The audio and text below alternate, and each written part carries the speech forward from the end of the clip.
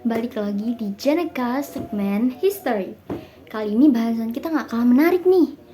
Kali ini kita bakal bahas tentang keadaan ekonomi, sosial, dan budaya masyarakat pada masa Soekarno. Penasaran? Yuk! Sebelumnya, perkenalkan nama saya Mutia Farisa Tunisa, absen 24 yang akan jadi host kalian hari ini. Pertama, bahasan kita tentang Asian Games keempat dan penyelenggaraan Ganevo.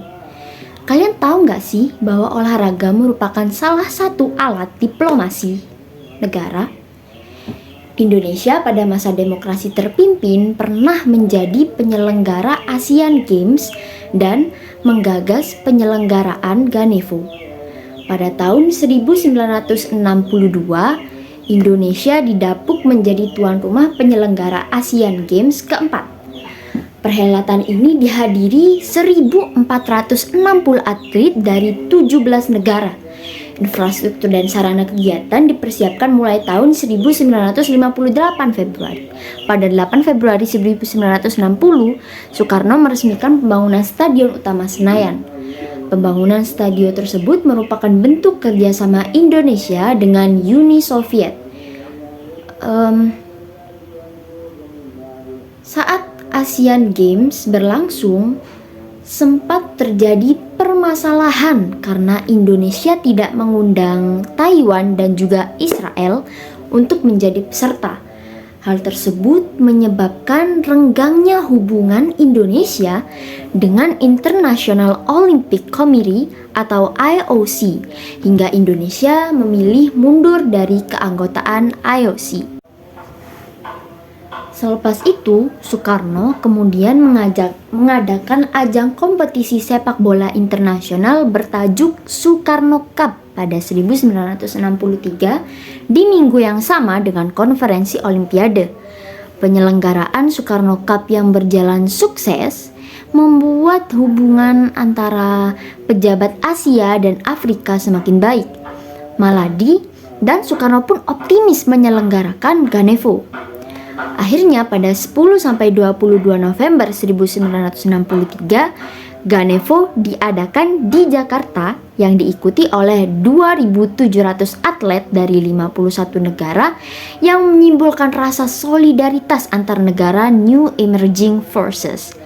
Ganevo membuktikan kepada IOC bahwa Indonesia berhasil menyelenggarakan pesta olahraga layaknya Olimpiade dan dapat merevolusi diplomasi olahraga. 2. Pembangunan proyek Mercusuar. Pada 20 Januari 1958, Indonesia menyepakati hasil pampasan perang senilai 80.308,8 juta yen atau setara 223,08 juta USD yang akan dibayarkan selama 12 tahun dalam bentuk modal, barang, dan jasa. Ini merupakan salah satu bentuk kompensasi yang dibayarkan oleh pemerintah Jepang atas 3,5 tahun penjajahan mereka di Indonesia. Salah satu proyek pengembangan komprehensif hasil pampasan perang ini dikenal dengan proyek 3K yang mengandung unsur 3 nama sungai yaitu Karangkates, Kuntuh, dan Kanan.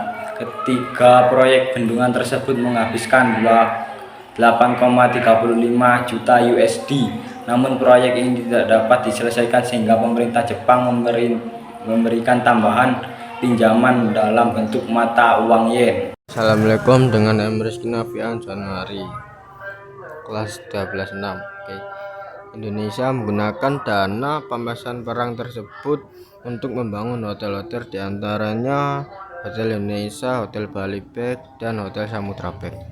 Hotel Indonesia menjadi salah satu sumber devisa negara hingga 1969 karena semua tamu hotel diharuskan membayar menggunakan mata uang dolar Amerika.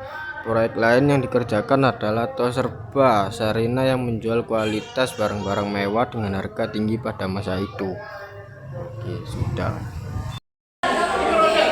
4. Begitu besarnya dana pembahasan parang ini membuat pemerintah membentuk Komite Pembahasan Pemerintah Indonesia antara tahun 1958 sampai 1965. Komite ini bertugas menangani dan mengelola pembahasan perang dari Jepang.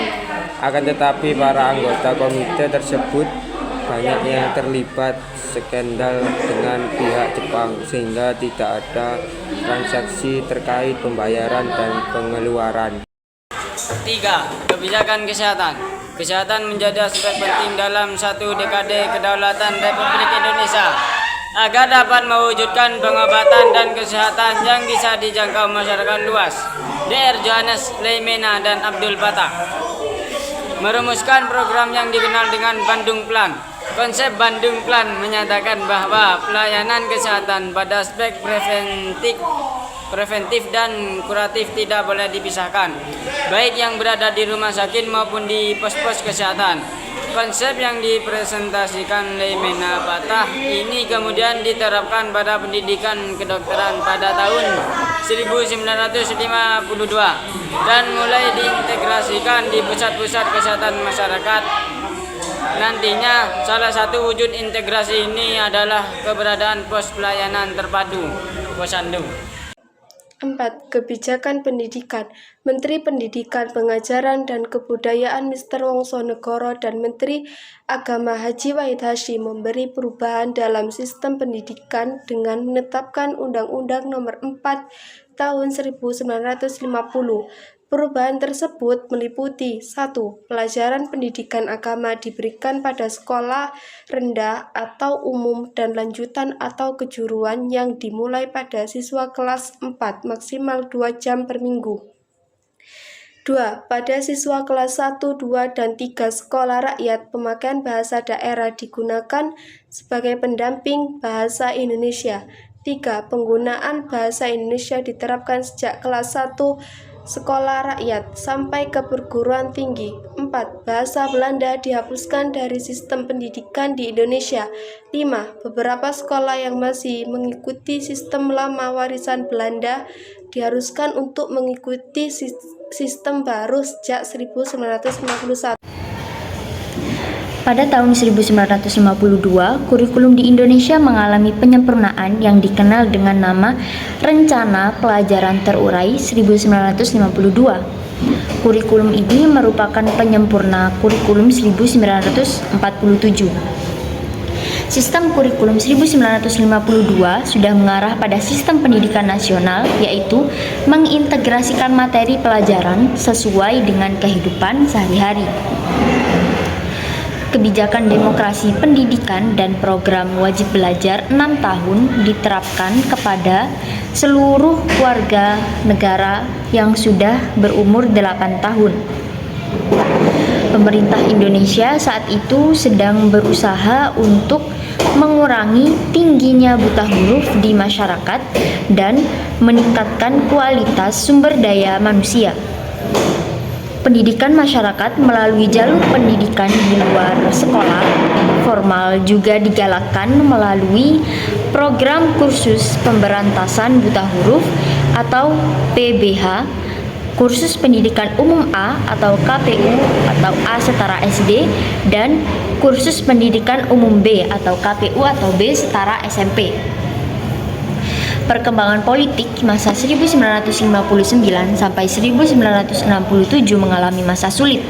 Kehidupan perekonomian memburuk, terjadi inflasi hingga 600% yang mengakibatkan alokasi pelanggaran untuk pendidikan semakin mengecil. Kebijakan wajib belajar pun tidak dapat terlaksana dengan baik seiring dengan kegagalan bidang ekonomi dan politik. Nah, segitu aja dulu nih pembahasan kita di Gencast hari ini. Sampai jumpa di episode berikutnya. Dadah! 원숭이도 나무에서 떨어질 때가 있잖아요. 뭐 어쩌라고입니다.